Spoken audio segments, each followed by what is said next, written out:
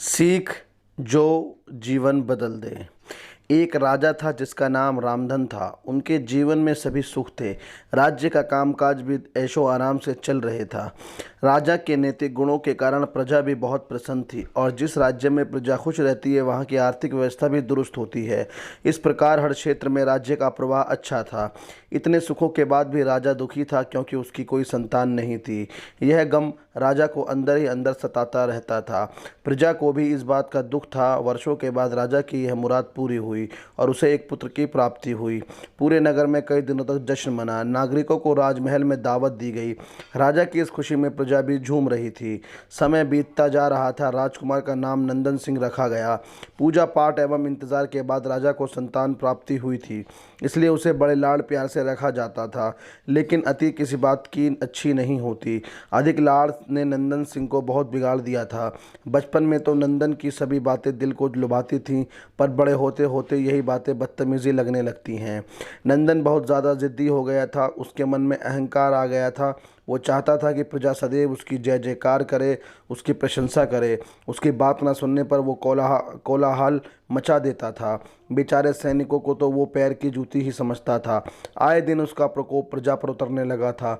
वो खुद को भगवान के समान पूजना देखना चाहता था। आयु तो बहुत कम थी लेकिन अहम कई गुणों बढ़ चुका था। नंदन के इस व्यवहार से सभी बहुत दुखी थे। प्रजा आए दिन दरबार में नंदन की शिकायत लेकर आती थी, जिसके कारण राजा का सिर लज्जा से झुक जाता था।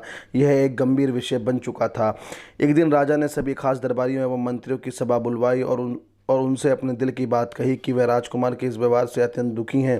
राजकुमार इस राज्य का भविष्य है। अगर उनका व्यवहार यही रहा तो राज्य की खुशहाली चंद दिनों में ही जाती रहेगी। दरबारी राजा को सांत्वना देते हुए और कहते हुए कि आप हिम्मत रखें वरना प्रजा निसहाय हो जाएगी। मंत्री ने सुझाव दिया कि राजकुमार को एक उचित मार्गदर्शन एवं सामान्य जीवन के अनुभव की ज़रूरत है। आप उन्हें गुरु राधागुप्त के आश्रम भेज दीजिए। सुना है वहाँ से जानवर भी इंसान बनकर निकलता है। यह बात राजा को पसंद आई और उसने नंदन को गुरुजी के आश्रम भेजा। अगले दिन राजा अपने पुत्र के साथ गुरुजी के आश्रम पहुँचे। राजा ने गुरु राधागुप्त के साथ अकेले में बात की और नंदन के विषय में सारी बातें कहीं। गुरुजी ने राजा को आश्वस्त किया कि वह जब अपने पुत्र से मिलेंगे तब उन्हें गर्व महसूस होगा। गुरुजी के ऐसे शब्द सुनकर राजा को शांति महसूस हुई और वह सहर्ष अपने पुत्र को आश्रम में छोड़कर राजमहल लौट गए। अगले दिन सुबह गुरु के खास चेले द्वारा नंदन को भिक्षा मांगकर खाने को कहा गया, जिसे सुनकर नंदन ने साफ इनकार कर दिया। चेले ने उसे कहा दिया कि अगर पेट भरना है तो भिक्षा मांगनी होगी और भिक्षा का समय शाम तक ही है, अन्यथा भूखा रहना पड़ेगा। नंदन ने अपनी अकल में चेले की बात नहीं मानी और शाम होते होते उसे भूख लगने लगी, लेकिन उसे खाने को नहीं मिला। दूसरे दिन उसने भिक्षा मांगना शुरू किया। शुरुआत में उसके बोल के कारण उसे कोई भिक्षा नहीं देता था, लेकिन गुरुकुल के सभी के साथ बैठने पर उसे आधा पेट भोजन मिल जाता था। धीरे धीरे उसे मीठे बोल का महत्व समझ आने लगा और करीब 1 महीने बाद नंदन को भरपेट भोजन मिला, जिसके बाद उसके व्यवहार में बहुत से परिवर्तन आए। इसी तरह गुरुकुल के सभी नियमों ने राजकुमार में बहुत से परिवर्तन किए, जिसे राधागुप्त जी भी समझ रहे थे।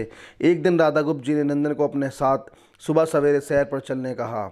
दोस्तों दोनों सैर पर निकल गए। रास्ते पर बहुत बातें की। गुरुजी ने नंदन से कहा कि तुम बहुत बुद्धिमान हो और तुम में बहुत अधिक ऊर्जा है, जिसका तुम्हें सही दिशा में उपयोग करना आना चाहिए। दोनों चलते चलते एक सुंदर बाग में पहुंच गए, जहां बहुत सुंदर फूल थे जिनसे बाग महक रहा था। गुरुजी ने नंदन को बाग से पूजा के लिए गुलाब के फूल तोड़ने को कहा। नंदन झट से सुंदर सुंदर गुलाब तोड़ लाया और अपने गुरु के सामने रख दिए। अब गुरुजी ने उसे नीम के पत्ते तोड़कर लाने कहा।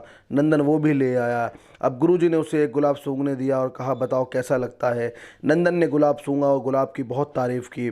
फिर गुरुजी ने उसे नीम के पत्ते चखकर उसके बारे में कहने को कहा। जैसे ही नंदन ने नीम के पत्ते खाए उसका मुंह कड़वा हो गया और उसने उसकी बहुत निंदा की और जतर कतर पीने का पानी ढूंढने लगा। नंदन की यह दशा देख गुरुजी मुस्कुरा रहे थे। पानी पीने के बाद नंदन को राहत मिली। फिर उसने गुरुजी से हंसने का कारण पूछा। तब गुरुजी ने उससे कहा कि जब तुमने गुलाब का फूल सूंघा तो तुम्हें उसकी खुशबू बहुत अच्छी लगी और तुमने उसकी तारीफ़ की, लेकिन जब तुमने नीम की पत्तियाँ खाई तो तुम्हें तो वो कड़वी लगी और तुमने उसे थूक दिया और उसकी निंदा भी की। गुरुजी से नंदन को समझाया, जिस प्रकार तुम्हें जो अच्छा लगता है तुम उसकी तारीफ़ करते हो, उसी प्रकार प्रजा भी जिसमें गुण होते हैं उसकी प्रशंसा करती है। अगर तुम उनके साथ दुर्व्यवहार करोगे और उनसे प्रशंसा की उम्मीद करोगे तो वह ये कभी दिल से नहीं कर पाएंगे। इस प्रकार जहाँ गुण होते हैं वहाँ प्रशंसा होती है। नंदन को सभी बातें विस्तार में समझ आ जाती हैं और वह अपने महल लौट जाता है। नंदन में बहुत परिवर्तन आता है और वो बाद में एक सफल राजा बनता है। कहानी की शिक्षा क्या है, कहानी ने हमें बताया क्या है? गुरु की सीख ने नंदन का जीवन ही बदल दिया। वो एक क्रूर राजा कुमार से एक न्यायप्रिय दयालु राजा बन गया। इस कहानी से हमें ये शिक्षा मिलती है कि हम में गुण होंगे तो लोग हमें हमेशा पसंद करेंगे, लेकिन अगर हम अवगुणी हैं तो हमें प्रशंसा कभी नहीं मिल सकती। आपको ये वीडियो कैसी लगी? अगर वीडियो पसंद आई तो वीडियो को लाइक करिएगा। अगर आप हमारे चैनल पे नए हैं तो चैनल को ज़रूर सब्सक्राइब कीजिएगा ढेर सारे इन्हीं तरह की वीडियोस को देखने के लिए। बाकी हम आपके लिए नए से नया कंटेंट डेली हम 5 से 7 वीडियोस अपलोड करते हैं अपनी यूट्यूब चैनल पे।